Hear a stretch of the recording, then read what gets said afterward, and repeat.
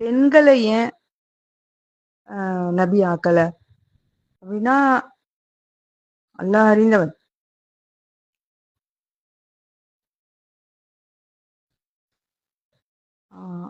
அனுப்பப்படல. பெண்கள் இறை தூதர்களா அனுப்பப்படாததுனால ஜிப்ரீல் அலைஹிஸ்ஸலாம் அவர்கள் சந்திப்பதற்கான தகுதியற்றவர்கள்னும், அந்த இறை செய்திய அல்லாஹ்விடமிருந்து வர செய்தியை அடைவதற்கான தகுதி அவர்களுக்கு இல்லைன்னும் அர்த்தம் கிடையாது.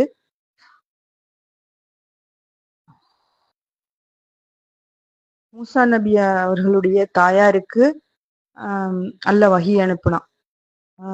நீங்க பயப்படாதீங்க, உங்க குழந்தை உங்களால வச்சுக்க முடிஞ்சா வச்சுக்கோங்க, இல்லாட்டி ஆத்துல பேலையில விட்டுட்டுங்க, நிச்சயம் உங்க குழந்தை உயிரோட இருக்கும், அவன் ஒரு பிற்காலத்துல ஒரு தூதரா வருவான் அப்படின்னும் அவனுடைய நீங்களும் இருப்பீங்கன்னு நம்பிக்கை கொடுத்தான்.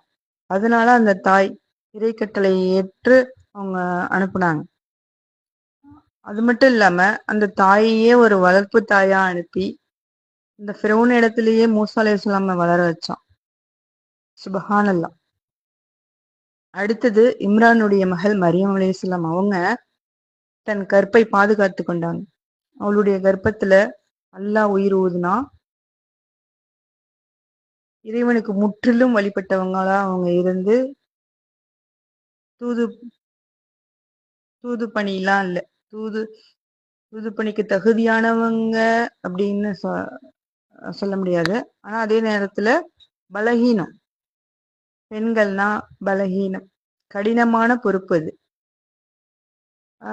மத நம்பிக்கையை சீர்படுத்துறதுன்னா அது ஒரு சாதாரணமா ஒரு சின்னதா யாராவது ஒரு முடிவு எடுத்துட்டாங்கன்னாலும் அதை மாத்துறது கொஞ்சம் கஷ்டம்.